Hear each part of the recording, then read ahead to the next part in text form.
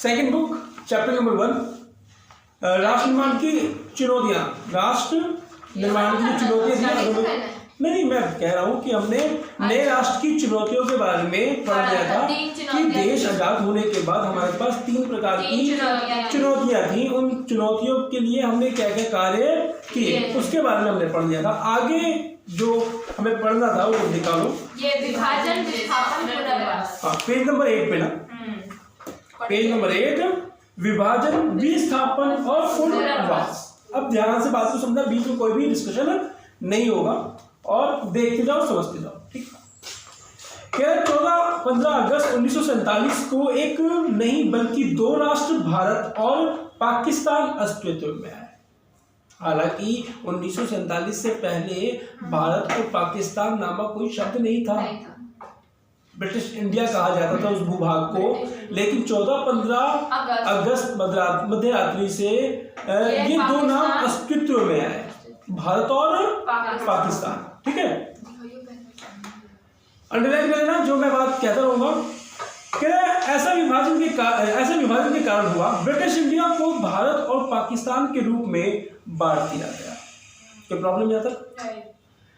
अपने इतिहास के पाठ्य पुस्तकों में उस राजनीतिक घटनाक्रम के बारे में पढ़ा है। सही बात है, हमने बात पीछे पढ़ी हुई है कि जिसके फलस्वरूप दोनों देशों के भूभागों को रेखांकित करते हुए सीमा रेखा खींची गई है।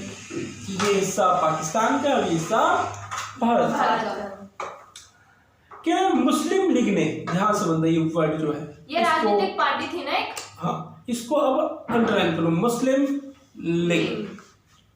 क्या मुस्लिम लीग ने द्विराष्ट्रीय सिद्धांत की बात की थी?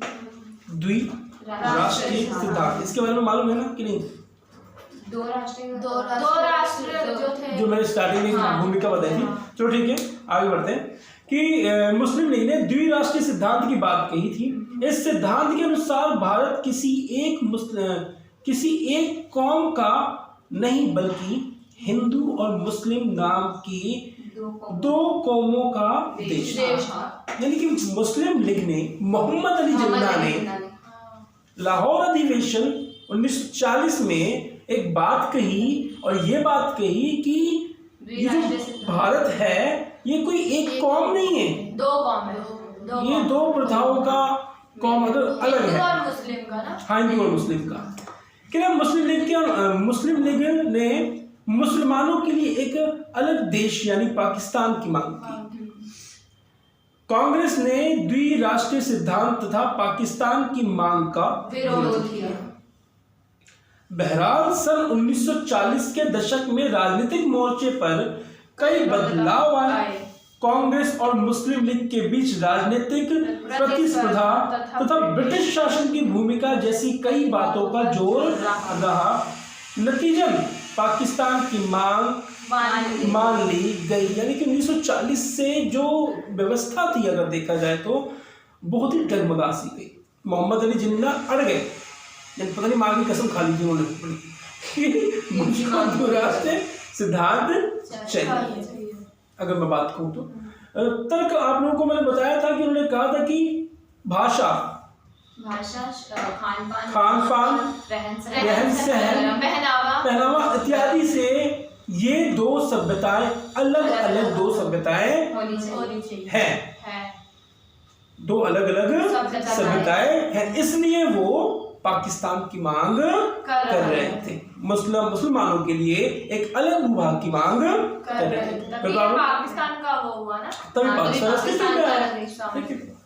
अब आ जाओ इसका पहला पॉइंट, विभाजन की प्रक्रिया। इंटरेस्टिंग होगा अगर देखा जाए। फर्स्ट बुक तुम लोगों को अच्छे से रट ली होगी, उसके अंदर बहुत से पॉइंट्स हैं। वो करूँगा, मैं एक बात और बोलता हूँ, अब एवरी संडे टेस्ट होगा, एवरी संडे टेस्ट होगा।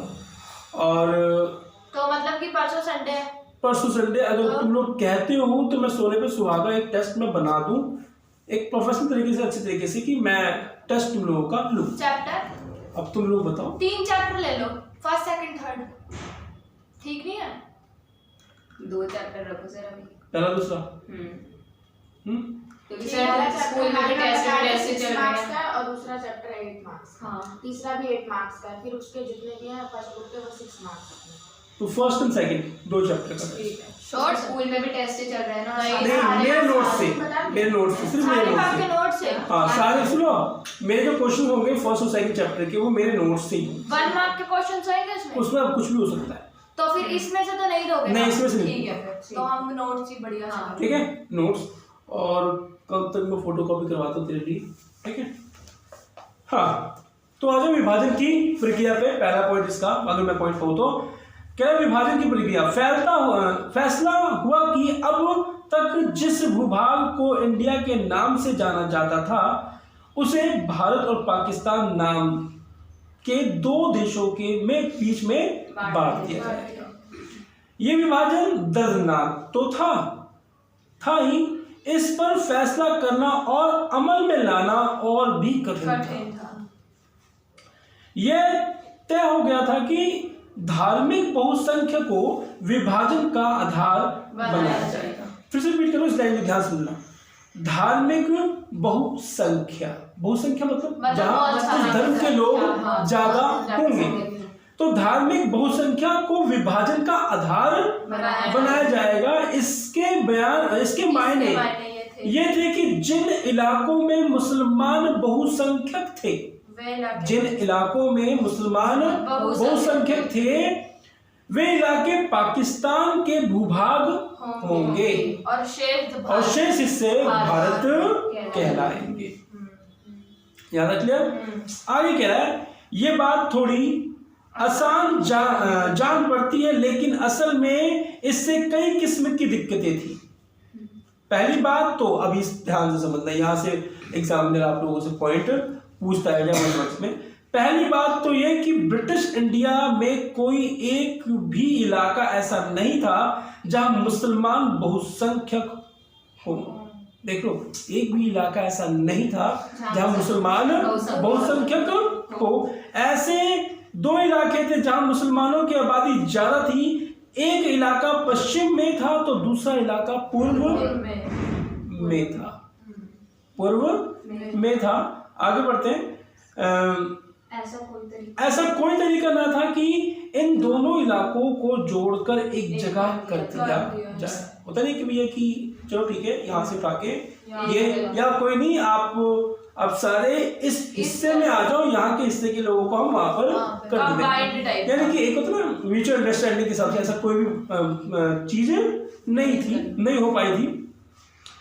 कहाँ पर है? इसे देखते हुए फैसला हुआ कि पाकिस्तान में 2 इलाके शामिल होंगे, यानी पश्चिमी पाकिस्तान और पूर्वी पाकिस्तान। जरा पूछना चाहूंगा, पूर्वी पाकिस्तान आधुनिक राज्यों में कौन है वो? पीछे भी क्वेश्चन कराया था मैंने। पूर्वी पाकिस्तान, फिर तुम लोगों को कहानी भी बताई थी मैंने। पूर्वी पाकिस्तान, पश्चिमी पाकिस्तान, पूर्वी पाकिस्तान। जोड़ डालो और बताओ। बांग्लादेश था ना? पूर्वी पाकिस्तान बांग्लादेश। अब दिमाग को रगड़ना स्टार्ट कर दो। बादाम 680 रुपये किलो मिल रहेगा, तो खाना स्टार्ट कर दो। और नहीं सच्ची में 3 महीने मतलब कि सारी मोहमाया छोड़ दो, 3 महीने लग जाओ पढ़ने में। अगर मार्क्स अच्छे लेके आने हैं तो कॉलेज में एडमिशन है क्या? मतलब फैक्ट है ये कि बादाम खाने से दिमाग तेज होता है? फैक्ट है? नहीं, बहुत से बंदे ये कहते हैं कि अगर बादाम खाने से बादाम आते हैं, सॉरी बादाम खाने से दिमाग होता तो सारे के सारे कहावत है, मगर नहीं फिर भी कहते हैं बॉडी को शार्प, माइंड को थोड़ा सा तेज करने के लिए, रिलैक्स देने के लिए वो माइंड के लिए अच्छा होता है, इसलिए हमें खाना चाहिए। नींद ना आए ना तो कॉफी पी लो। अगर नींद पी लो सबसे बेस्ट बात है कॉफी पी के। एक अलग बात होगी कि तुम लोग भाई पढ़ने बैठे हुए हो, मैं पढ़ने बैठती हूं, जैसे नींद मेरी में तुरंत मेरे को कॉफी बना के दो। ये पढ़ने बैठते हैं 11:30 कॉफी बनाते हो, मैंने कॉफी पी के फिर पढ़ते हैं। मेरे भी 12। चलो बहुत अच्छी बात है। मैं कह रहा हूँ तुम लोग कॉफी पियो या चाय पियो या काढ़ा पियो, मगर तुम लोग बस पढ़ो, मैं ये कहूँगा। आगे बढ़ते हैं, कहाँ पर थे? इनके बीच में भारतीय भूभाग का एक बड़ा विस्तार अच्छा विस्तार रहेगा। दूसरी बात यह कि मुस्लिम बहुल हर इलाका पाकिस्तान में जाने को राजी हो, ऐसा भी नहीं था। ठीक है, इसको अंडरलाइन करना। खान अब्दुल गफ्फार खान, नाम टफ है, नाम खानों में खान अब्दुल गफ्फार खान पश्चिमोत्तर सीमा प्रांत के निर्वावाद नेता थे। उनकी प्रसिद्ध सीमांत गांधी के रूप में थी और वे द्विराष्ट्र सिद्धांत के एकदम खिलाफ थे। द्विराष्ट्र सिद्धांत वो चाहते ही नहीं थे कि वो हो। कह रहे कि सहयोग में उनकी आवाज की अनदेखी की गई और पश्चिमोत्तर सीमांत प्रांत के पाकिस्तान में शामिल मान लिया गया। यानी कि खान अब्दुल गफ्फार ने जब ये बात सुनी द्विराष्ट्रीय सिद्धांत की तो वो भी खुश नहीं थे। हालांकि महात्मा गांधी भी इस बात से बहुत ही ना खुश थे। वो नहीं चाहते थे, वो कह रहे थे कि एक व्यक्ति के शरीर से एक हृदय को अलग किया जा रहा है, ऐसा प्रतीत हो रहा है। तो महात्मा गांधी भी बहुत दुखद थे। अब तीसरी बात पे आता हूं, कह रहे कि तीसरी समस्या और भी विकट थी कि ब्रिटिश इंडिया के मुस्लिम बहुल प्रांत पंजाब और बंगाल में अनेक हिस्से बहुसंख्यक गैर मुस्लिम आबादी वाले थे। रिपीट करो फिर से, ध्यान से वर्ड को समझना क्या कह रहा है। तीसरी समस्या और भी विकट थी।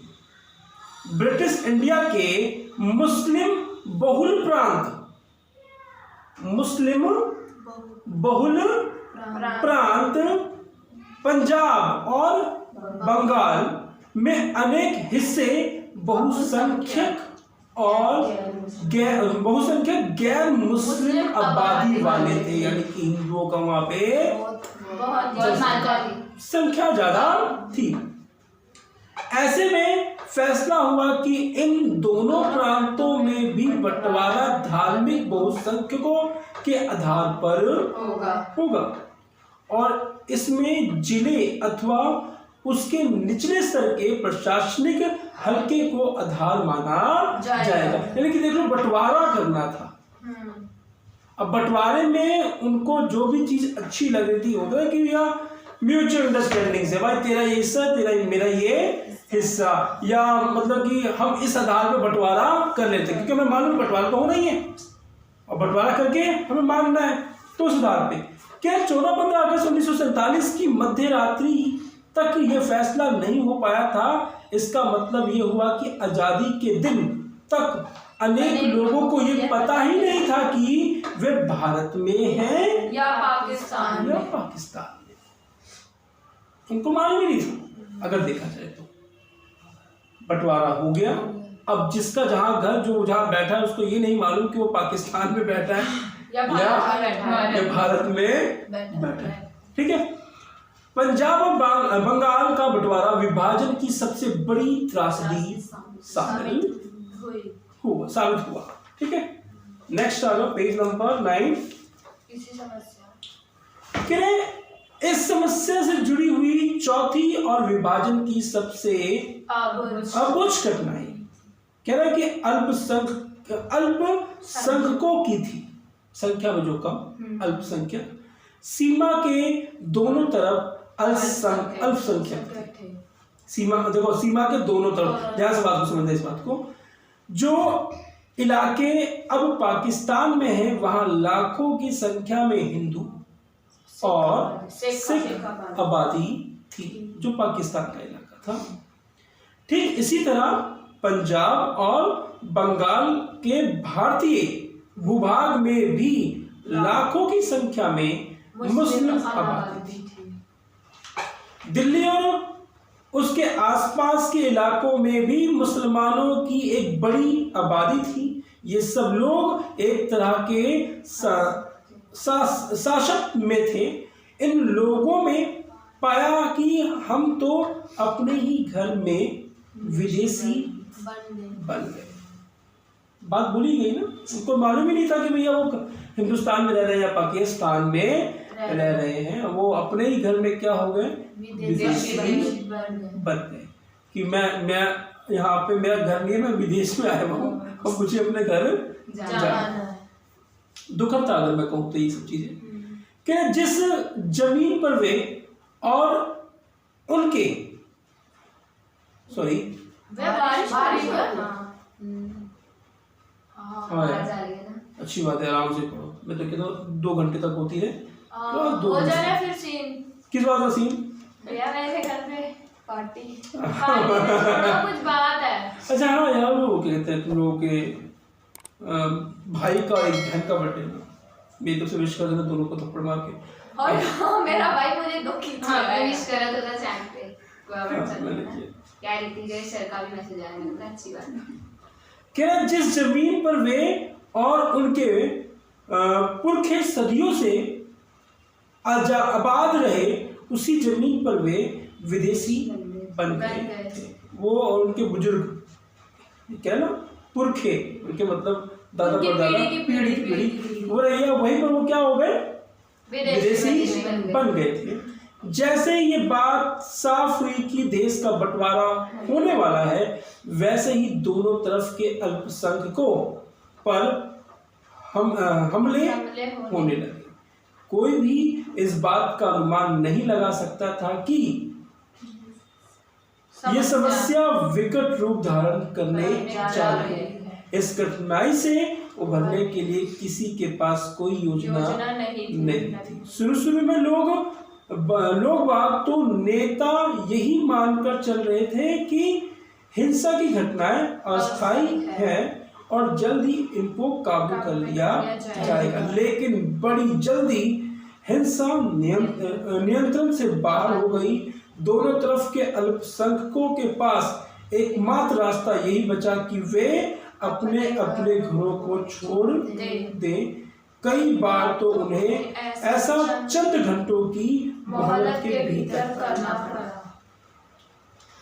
मतलब कि आजादी मिली तो हमें, मगर खूनी त्रासदा के साथ मिली। यानी कि पहले तो हम सोच रहे थे कि आजादी मिले और एक स्वप्न का घर, अगर देखा जाए तो स्वप्न का घर होगा और उस घर के अंदर हम क्या कहते हैं अपने सारे जो सपने देखे हैं वो पूरे करें। मगर उस सपनों में क्या हुआ? बिघन मोहम्मद अली जिन्ना ने अपनी मम्मी की कसम खा के बिघन डाल दिया। चलो नेक्स्ट बढ़ते हैं, विभाजन के परिणाम।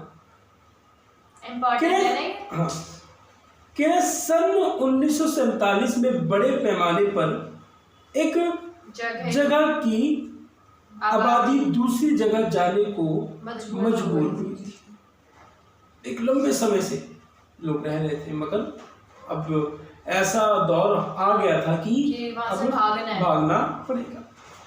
आबादी का ये स्थानांतरण आकस्मिक, अनियोजित और त्रासदी से भरा था। एक तो प्लानिंग होता है तो बंदा सारी तैयारी करता है अपनी, उसके हिसाब से वो कहीं बाहर जाता है। या तो कोई प्लानिंग ही नहीं थी, बस सामान उठाओ और निकलते। क्या मानव इतिहास के अब तक ज्ञात सबसे बड़े स्थानांतरणों में से ये एक था। ऐसा प्लान बहुत देखा गया है, मगर ये एक माना जाता है, उनमें से भी ये एक माना जाता है। धर्म के नाम पर एक समुदाय के लोगों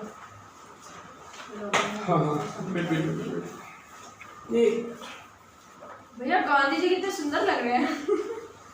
नीचे देखो है ना,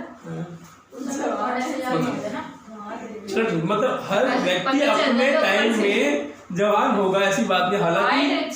हालांकि सर के बाल हाइट लंबी थी गाने जी, वो बूढ़े होते तो झुक गए थे। हाँ देख लो टाइट खड़े।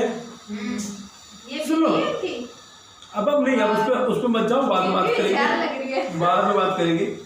कह रहा है कि एक समुदाय के लोगों ने दूसरे समुदाय के लोगों को बेरहमी से मारा। बड़ा ही, अगर मैं कहूँ तो बहुत ही बंदा देखो पड़ा। एक इमेजिन होगा, सब करो यार। बस समझ गए। जैसे सरदारों में गर्म पानी सरदारों ने मुस्लिमों को मारा था और सरदारों को जो युद्ध छिड़ा था, वैसे ही चलो कह रहा है फिर कि भी रहम खाने वाला था, यहाँ तो कुछ ज्यादा ही बेरहमी वाला अभी आपने अच्छा ठीक है ओके, मत अपना प्रतिक्रिया बिल्कुल मत दो मेरी बात है सुन लो। कह रहा है कि लाहौर, अमृतसर और कलकत्ता जैसे शहर सांप्रदायिक अखाड़े में तब्दील हो गए। अखाड़ा मतलब मालूम है? हाँ अखाड़ा। जिन इलाकों में ज्यादातर हिंदू अथवा सिख आबादी थी, उन इलाकों में मुसलमानों ने जाना छोड़ दिया। ठीक इसी तरह मुस्लिम बहुल आबादी वाले इलाकों से हिंदू और सिख भी नहीं गुजरते। मतलब एक अंदर ही अंदर जो पहले मिलजुल के रहा करते थे, अब वो इस बंटवारे के कारण क्या हो गए, अलग अलग हो गए। क्या लोग अपना घर बार छोड़ने के लिए मजबूर हुए। वे सीमा के एक तरफ से दूसरी तरफ गए और इस क्रम में लोगों को बड़ी से बड़ी विपत्ति का सामना करना पड़ा। दोनों ही तरफ से अल्पसंख्यक अपने घरों में भाग खड़े हुए। मतलब जिसको मौका मिला वो अपने वो अपने घर के अपना घर छोड़ के जो जिस देश का वो नागरिक बना है, चाहे वो पाकिस्तान का हो या वो हिंदुस्तान का हो, कि वह वहाँ पे जाने के बाद मेरे को क्या करना है क्या नहीं करना है, जीवन को फिर से स्टार्ट करना है, उनके दिमाग में ये प्रवृत्ति कहाँ था। वे दोनों ही तरफ से अल्पसंख्यक अपने घरों में भाग खड़े हुए और अक्सर अस्थायी तौर पर उन्हें शरणार्थी शिविरों में पनाह लेनी पड़ी। कह रहा है कि कल तक तो लोगों का अपना वतन हुआ करता था। बात को ध्यान से सुनना। कल तक तो लोगों का अपना वतन हुआ करता था, वहीं की पुलिस अपना स्थानीय प्रशासन अब इन लोगों के साथ रुखाई का बर्ताव करता है।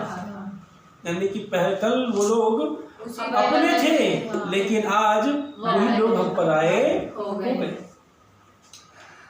लोगों को सीमा के दूसरी तरफ जाना पड़ा और ऐसा उन्हें हर हाल में करना था। कह रहा अक्सर लोगों ने पैदल चलकर ये दूरी तय की। सीमा के दोनों और हजारों की तादाद में औरतों को अगवा कर लिया गया। ये तो बहुत ज्यादा ही त्रासदी है। उन्हें जबरन शादी करनी पड़ी और अगवा करने वाले का धर्म भी अपनाना पड़ा। कई मामलों में ये भी हुआ कि खुद परिवार के लोगों ने अपने कुल की इज्जत बचाने के नाम पर घर की बहू बेटियों को मार डाला। बहुत से बच्चे अपने माँ बाप से बिछड़ गए। जो लोग सीमा पार करने में किसी तरह सफल रहे, उन्होंने पाया कि अब वे बेठिकाना हो। मैंने कहा ना कि बस उनको निकल के वहां जाना था जहां मेरे को स्थान मिलेगा। अपना घर छोड़ अब बेठिकाना हो गए। अब उनका जीवन का यापन फिर से नए सिरे से उनको करना कि इन लाखों शरणार्थियों के लिए देश की आज़ादी का मतलब था महीनों और कभी कभी सालों तक किसी शरणार्थी शिविर में जिंदगी काटना। दुखदाई। अभी लॉकडाउन लगा था ना, ध्यान से समझना, घर में ही जिंदगी अपने घर में ही जिंदगी काटना दुश्वार हो गया था। तो शिविरों में जीवन, वो भी 6 महीने साल भर उनको वहाँ पे काटना था। तो किस तरीके से उनकी जीवन मतलब कि समझ सकते हो आप लोग। आगे कह रहे आगे में मैंने क्या किया हुआ है कि ये कट मारा हुआ है मैं भारत और पाकिस्तान से लेके ऊपर वाले पॉइंट तक, कुछ भी तक खास नहीं। ठीक है, भारत और पाकिस्तान के लेखन और ऊपर का जो पैराग्राफ है ब्रैकेट किया हुआ मैंने, अलगाव का शिकार हुए, इसको मैंने कट मारा। यहाँ तक कट है। हाँ, यहाँ तक कट है। यानी कि मेन बातें हमने समस्याओं को लेकर पढ़ी, उसमें बस कहानी गड़ी हुई है। आगे बढ़ो। कहना है कि वित्तीय संपदा के साथ साथ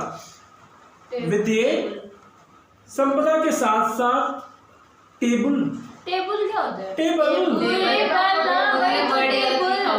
अब नहीं, ये अगर मैं कहूँ तो प्रोनाउंसिएशन में बिल्कुल ठीक ही है।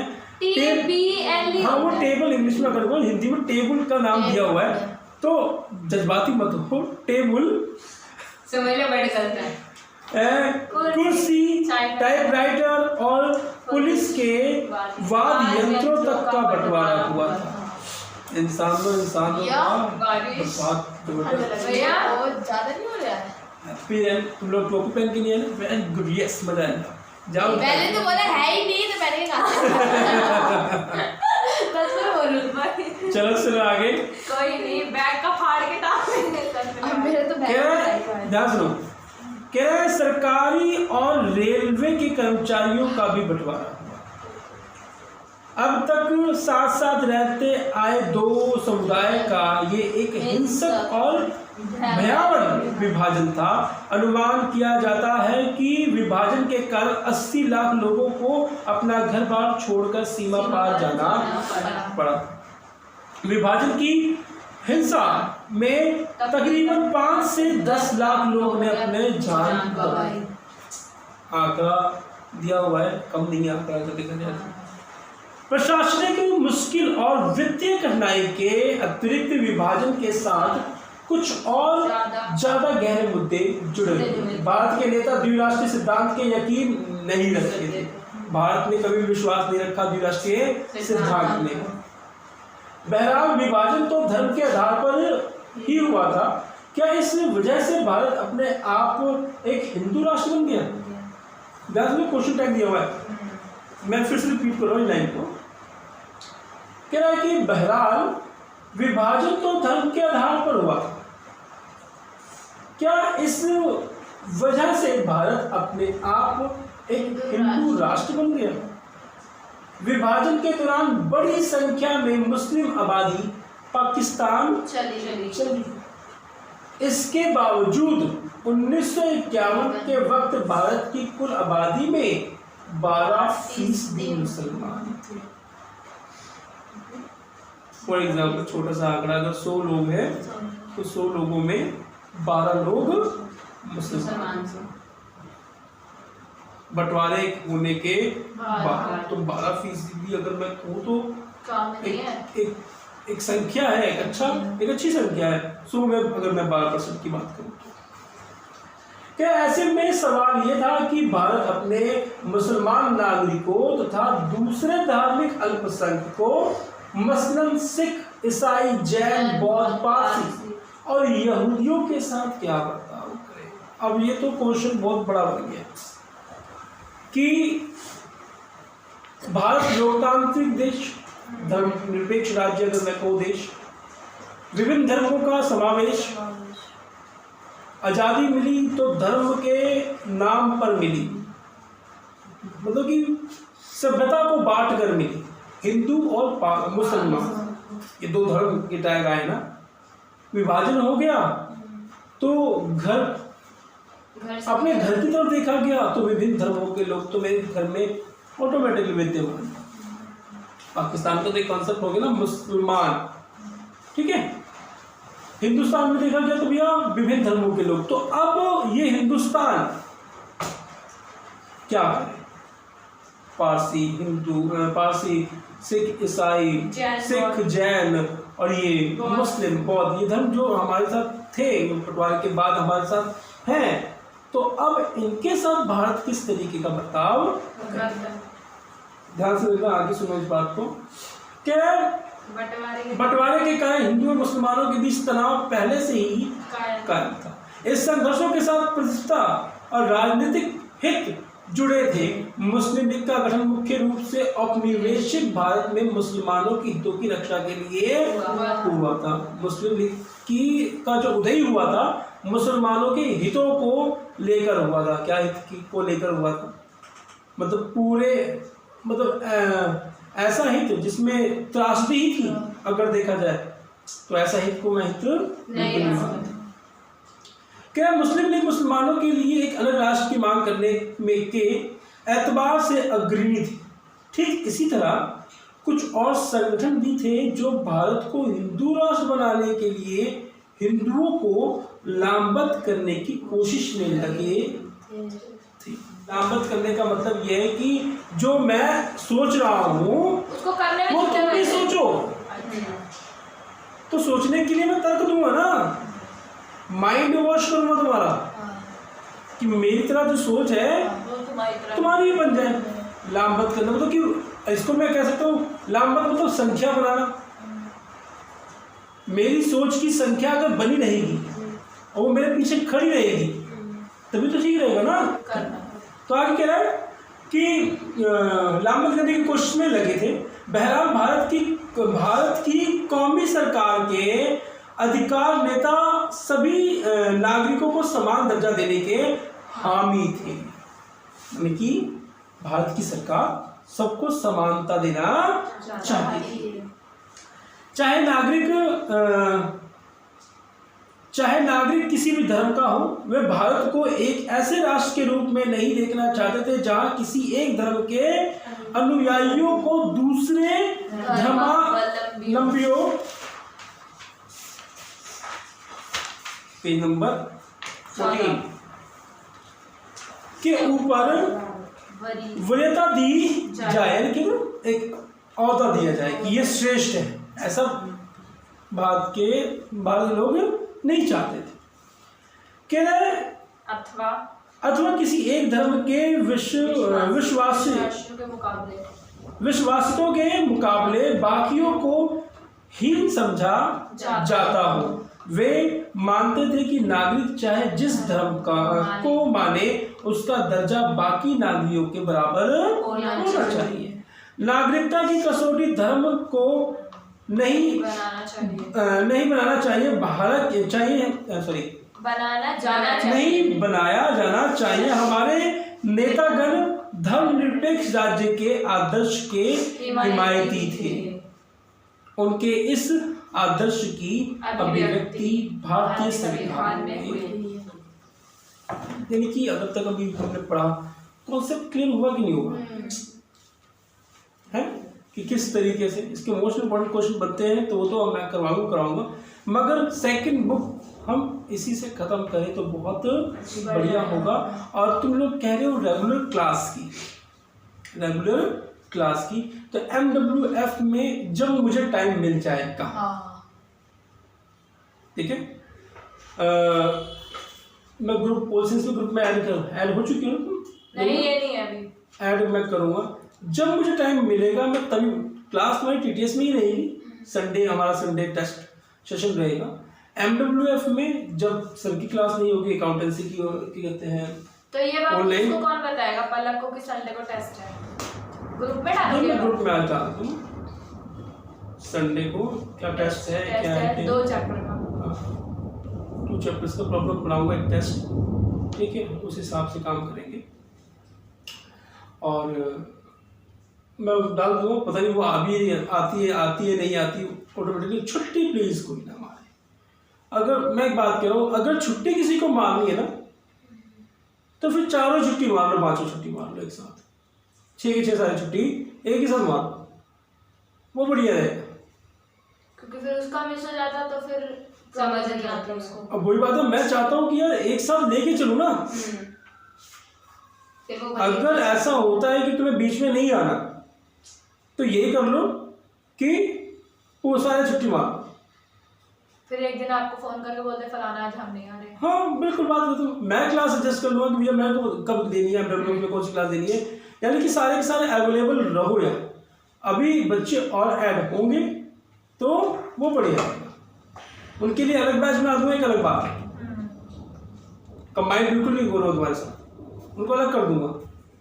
मगर मैं चाहता हूँ कि जब मेहनत हो तो सबको एक साथ ही हो। अब मैं यही चीज़ समझाने के लिए अब मैं उसको क्लास दूँ अलग से, तो वो समझ में नहीं आया, बिल्कुल टाइम वेस्ट चाहता हूँ। अब मुझे बताओ, इतना ही रहने दूँ या आगे बताऊँ रजवाड़ों का बिल? पक्का? हाँ जी। है तो सुनो, बरसात का मौसम, टाइम कितना हो गया?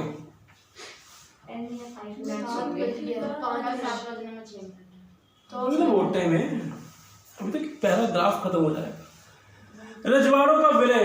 और इस टॉपिक को पढ़ने से पहले ही सरदार वल्लभ भाई पटेल को सलाम ठोकता हूँ, सलाम ठोको सबके सब, क्योंकि उन्हीं के कारण आज हम एक जो हम संघ के भारत में जिस 565 जो रियासतें थी उनको एकत्रित करने का अगर देखा जाए तो सरदार वल्लभ भाई पटेल जी को ही जाता है। तो आ जाओ जी British India page number 14 paragraph नीचे वाला और टॉपिक है रजवाड़ों का विलय। ओके, क्या ब्रिटिश इंडिया दो हिस्सों में था। एक हिस्से में ब्रिटिश प्रभुत्व वाले भारतीय प्रांत थे। ये लाइन को ध्यान से समझना, ये कहना क्या चाहता है, ठीक है। और जहां बात समझ में आए प्लीज पूछ लेना, ठीक है, लाइन को, वो अच्छा रहेगा। कह रहा है कि ब्रिटिश इंडिया दो हिस्सों में था। एक हिस्से में ब्रिटिश इंडिया दो हिस्सों में था। ये तो यानी कि हम तो ये पहले ये बात पढ़ रहे थे ना कि भारत और पाकिस्तान से पहले ये भूभाग ब्रिटिश इंडिया था। हमने तो भी यही वर्ड पीछे पढ़ा था, मगर अभी यहाँ पे ये क्या कह रहा है, ब्रिटिश इंडिया दो भागों में था, यानी कि ब्रिटिश इंडिया भी दो भागों में था। यहाँ इस कॉन्सेप्ट को ध्यान से समझना, ठीक है, इसलिए मैंने इस बात पर जोड़ दी। कह रहा है कि ब्रिटिश इंडिया दो हिस्सों में था। एक हिस्से में ब्रिटिश प्रभुत्व वाले भारतीय प्रांत थे, यानी कि जहां पर ब्रिटिशों का दबदबा था। इंडिया के लोग थे ना, यानी कि ब्रिटिश लोगों में भारतीय प्रांत दबदबे थे, ठीक है। और तो दूसरे हिस्से में देसी रजवाड़े का मतलब राजा ना, महाराजा, जिनकी छोटी छोटी रियासतें।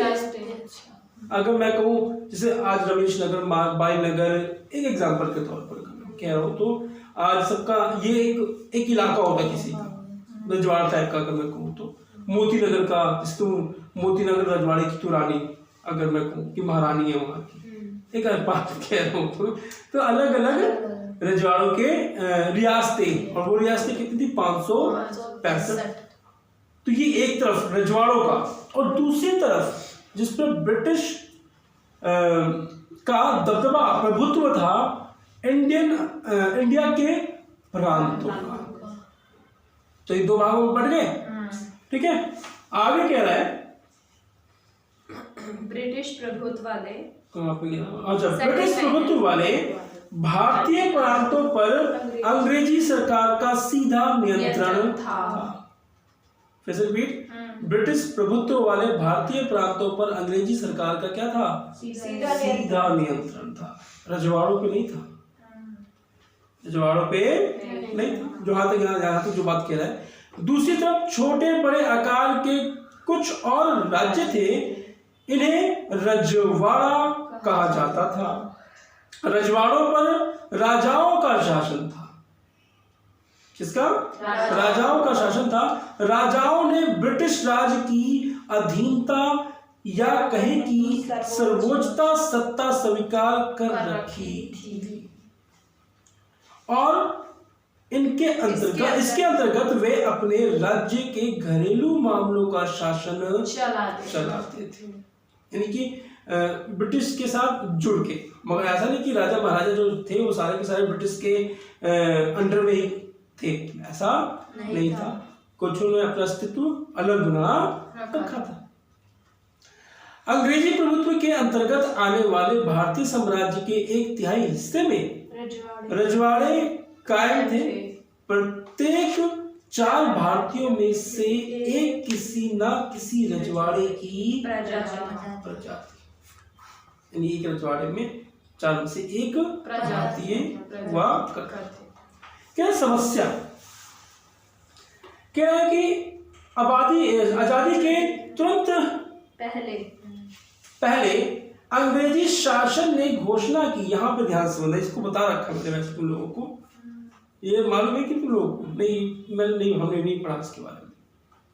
कि आजादी के तुरंत पहले अंग्रेजी शासन ने घोषणा की कि भारत एक ब्रिटिश प्रभुत्व के साथ ही रजवाड़े भी ब्रिटिश अधीनता से आजाद हो जाएंगे।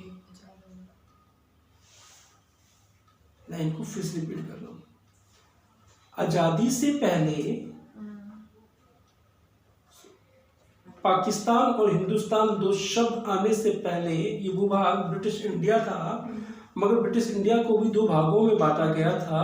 एक के ऊपर ब्रिटिश इंडिया का इंडिया के प्रांतों पे प्रभुत्व था और दूसरा था स्वयं रजवाड़े, जो कुछ अंग्रेजों के अधीनता में रहते हुए कार्य करते थे। तो जब आज़ादी की बात, जब इंडिया की आज़ादी की बात आई, तो जब अंग्रेजों ने अपना प्रभुत्व हटाया, अपना जो शासन वो कर रहे थे वो हटाया, तो अब सबसे हटाएंगे ना, यानी कि इंडियन प्रांत के लोगों पर से भी हटाएंगे और रजवाड़ों से भी हटवाएंगे। मगर रजवाड़ों का एक अपना एक अलग स्थान था, क्योंकि वो राजा महाराजा थे, तो हटेंगे तो दोनों तरफ से हैं। यहाँ पे अंग्रेजों ने क्या चाल चली उस चीज को देखो कि राजाओं ने ब्रिटिश राज की अधीनता या कहें कि सर्वोच्च सत्ता स्वीकार कर रखी थी और इसके अंतर्गत वे अपने राज्य के घरेलू मामलों का शासन चलाते थे। मैं कहाँ पे था? यहाँ पर था, इसका मतलब यह था कि सभी रजवाड़ों की संख्या सेकंड लाइन में समस्या की सेकंड लाइन कह रहा है कि आजादी के तुरंत पहले, यार फिर से रिपीट करता हूँ, फिर से आजादी के समस्या का स्टार्टिंग करता हूँ फिर से। आजादी के तुरंत पहले अंग्रेजी शासन ने घोषणा की कि भारत एक ब्रिटिश प्रभुत्व के साथ ही रजवाड़े भी ब्रिटिश अधीनता से आजाद हो जाएंगे। इसका मतलब यह हुआ कि सभी रजवाड़े, यानी कि सभी रजवाड़े कितने, 565 रजवाड़े आजाद हो जाएंगे। ब्रिटिश राज्य की समाप्ति के साथ ही कानूनी तौर पर आजाद हो जाएंगे। अंग्रेजी राज का नजरिया ये था कि रजवाड़े अपनी मर्जी से चाहे तो भारत या पाकिस्तान में शामिल हो जाए, ये राइट सिर्फ रजवाड़ों को दिया गया था। और रजवाड़ों में भी अगर मैं बात करूं तो राजाओं को दिया गया था। यहां समझने वाली बात है, क्योंकि अभी तुम लोग पढ़ोगे जूनागढ़, मणिपुर, अगर मैं कहूँ जम्मू कश्मीर की बात अभी पढ़ोगे आप लोग, तो आप लोग वहां जानोगे कि एक राजा मुस्लिम तो उसकी प्रजा हिंदू, अधिक संख्या में हिंदू। तो पाकिस्तान में शामिल हो जाओ या हिंदुस्तान में शामिल हो जाओ, इसका फैसला लेने की पावर्स किसको दी गई थी? रजवाड़ों के राजाओं को दी गई थी। क्लियर या तो कॉन्सेप्ट क्या है? पाकिस्तान में शामिल हो जाए या फिर अपने स्वतंत्र अस्तित्व बनाए रखे। अब देख लो बात किस तरीके से गई, चाहे वो पाकिस्तान में शामिल हो जाए या हिंदुस्तान में शामिल हो जाए या स्वतंत्र रहकर अपना शासन व्यवस्था वो चाहे किसी में हम शामिल नहीं होना चाहते। ठीक है, भारत अथवा पाकिस्तान में शामिल हो जाए या स्वतंत्र हैसियत बनाए रखे का फैसला रजवाड़ों की प्रजा को नहीं करना था। यह फैसला लेने का अधिकार राजाओं को दिया गया था। कोई बात आ गई? यह अपने आप में बड़ी गंभीर समस्या थी और इससे अखंड भारत के अस्तित्व पर भी खतरा मंडरा रहा था। सही बात है। अब देख लो, जैसे फॉर एग्जांपल मैं मुस्लिम, तो एक माइंड सेटअप ये जाता है कि मैं पाकिस्तान में शामिल हूं, मगर मैं अपनी प्रजा देख रहा हूं हिंदू, 80% प्रजा मेरी हिंदू, मगर मैं हिंदुओं से, अपनी प्रजा से मत नहीं लेना कि हमें हिंदुस्तान में मिलना चाहिए या पाकिस्तान में मिलना चाहिए। ये मेरा डायरेक्ट फैसला है और मैं मिल गया यानी कि तुमको भी मिलना पड़ेगा। तो बहुत बड़ी ये समस्या। तो यहाँ तक कॉन्सेप्ट समझे ना कि जब आज़ादी मिल रही थी तो अंग्रेजों द्वारा रजवाड़ों पर से भी अपना नियंत्रण हटाया गया और ब्रिटिश इंडिया के प्रांतों से भी हटाया गया और रजवाड़ों को ये कहा गया कि आप पाकिस्तान में शामिल हो जाओ या हिंदुस्तान में, या स्वयं इंडिविजुअल आप अपना शासन व्यवस्था को चलाएं और किसी में शामिल ना हो, तो प्रॉपर एक देश वो माना जाएगा। ठीक है, आगे बढ़ते हैं। अगर रजवाड़े वाला बोलते तो पूरी प्रजा के साथ होती है। सॉरी, जैसे जो रजवाड़े आप बता रहे हो अलग, मतलब पाकिस्तान में जाएंगे तो पूरी प्रजा के साथ जाना पड़ेगा। प्रजा के साथ हो जाएगा, क्योंकि फैसला करेगा कौन? राजा करेगा। फैसला अगर मैं कहूँ तो वो राजा ही करेगा ना, अपनी प्रजा के लिए ही करेगा। हाँ। अब यहाँ पे बात आती है सरदार वल्लभ भाई पटेल में। ये अच्छा क्वेश्चन तुम लोग पूछ रहे हो, तो यहाँ पे सुन लो कि जो मैं बात बोलूंगा वो किताब में तुम लोगों को सुनने को मिलेगी। समस्या ऐसी आई कि राजा हिंदू, प्रजा मुस्लिम, मगर ऐसा तो कॉन्सेप्ट नहीं था, मगर राजा मुस्लिम और प्रजा हिंदू निकली, ये कॉन्सेप्ट था।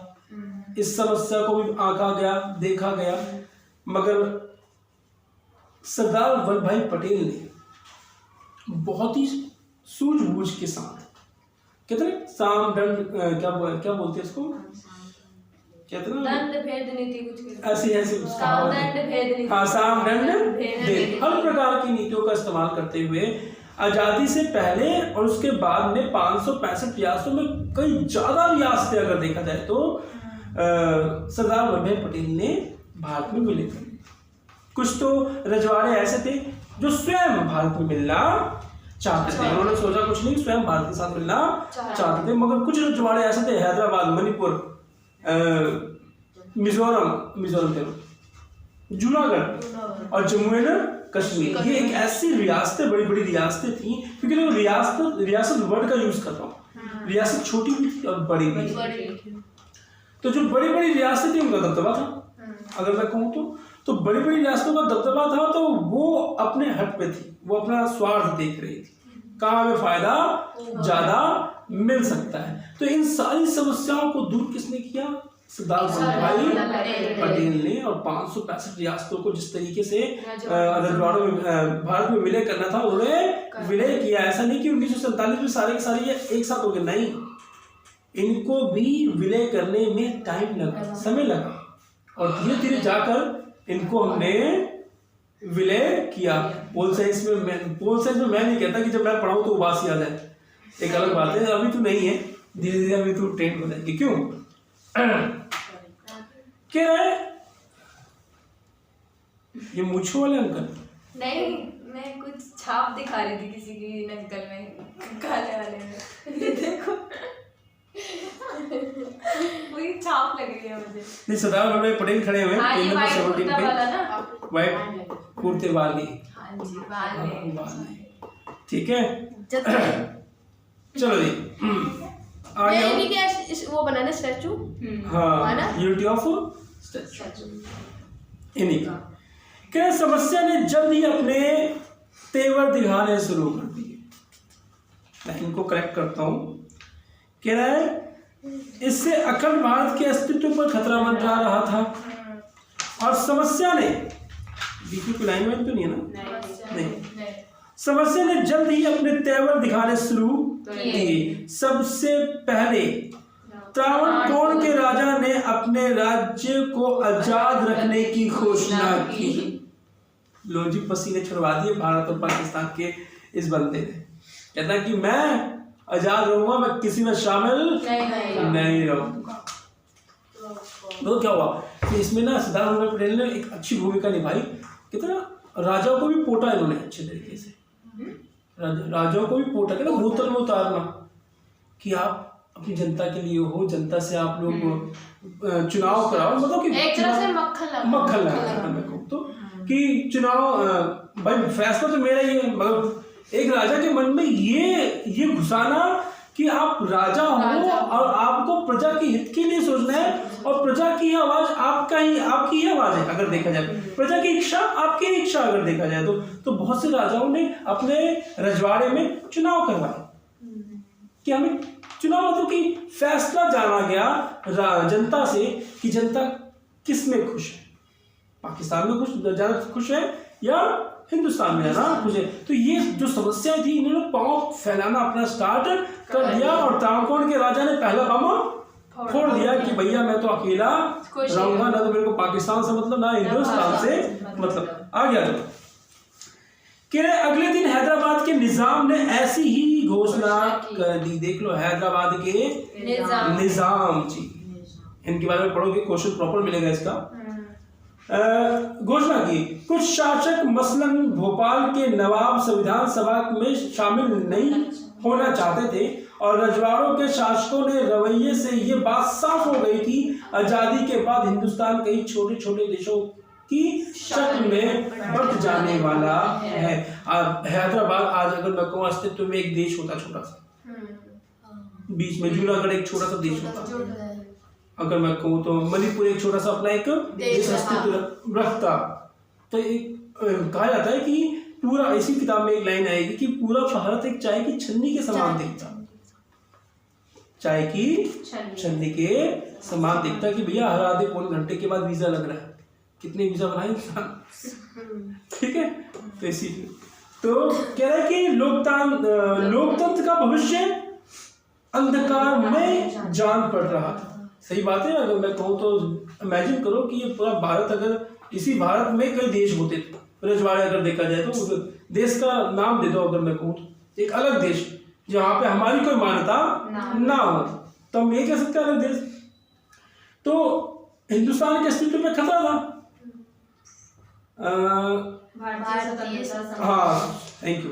भारतीय स्वतंत्रता संग्राम का लक्ष्य एकता और आत्मनिर्णय के साथ लोकतंत्र का रास्ता अख्तियार करना था। इसे देखते हुए ये स्थिति अपने आप में बड़ी विचित्र थी। अधिकतर रजवाड़ों में शासन अलोकतांत्रिक रीति से चलाया जाता था और रजवाड़ों के शासक अपनी प्रजा को लोकतांत्रिक अधिकार देने के लिए तैयार नहीं। मैं कहता हूँ आज के लिए इतने रहते इनफ है, ज्यादा मतलब एक बात तो है, हम स्पीडली गए हैं मगर बात समझते हुए हम गए हैं। अगर मैं कहूँ चैप्टर खत्म होने में 1 पेज 2 3 नेक्स्ट क्लास में खत्म हो जाएगा ये चैप्टर और उसके बाद हम नोट्स के ऊपर काम करेंगे। इसके ऊपर 1 मार्क्स की जो क्वेश्चन, तो अगली क्लास में कल बुक लाना, फिर उसके अगली क्लास में नोट्स भी लेके आने इसके। मैंने फोटो कॉपी कहाँ कराई है नोट्स की। तो मेरे पास तो चैप्टर है ना, 3 चैप्टर है मेरे पास भी। नहीं रहने दो, अभी करेंगे वो सिचुएशन को देखते हुए। पहले संडे टेस्ट ले लूंगा। तो इसी के साथ क्लास खत्म होती है। नेक्स्ट क्लास में हम पढ़ेंगे चैप्टर नंबर पढ़ेंगे ना सरकार का नजरिया। हाँ सर, मेरे को लगा कि सरकार का धनिया। तो पेज नंबर 16 टॉपिक होगा हमारा सरकार का नजरिया। पेज मोटो भी याद रहेगा। नहीं, हाँ तुम लोग याद दिलाओगे मेरे को। हमने तो लिखना है टॉपिक के ऊपर ही ठीक है। तो पेज नंबर 16 में पढ़ेंगे अपना नया टॉपिक नेक्स्ट क्लास में। तो आप लोग भी पढ़ो और बताओ कि वीडियो कैसी लगी। कुछ जो भी समझ में, अब तो समझने की मारो गोली, जिस हिसाब से मैं समझा रहा हूँ उस हिसाब से मैं इतना कहता हूँ कि सारे डाउट आप लोगों को क्लियर हो गए होंगे। मगर वीडियो कमेंट में जरूर बताना मेरे को कि आप लोगों को समझ में आया या नहीं। देखते ही वीडियो डाल रहा हूँ, पहली वीडियो की लाइव की मैं पढ़ा रहा हूँ, डाल रहा हूँ, रिस्पॉन्स देखते क्या आता है। तो मिलते हैं नेक्स्ट वीडियो में, यानी कि नेक्स्ट टॉपिक में। अपना और अपने परिवार का ध्यान रखें। जय हिंद, जय भारत। तुम लोग भी बाय बोल दो। बाय भैया। चलो बाय।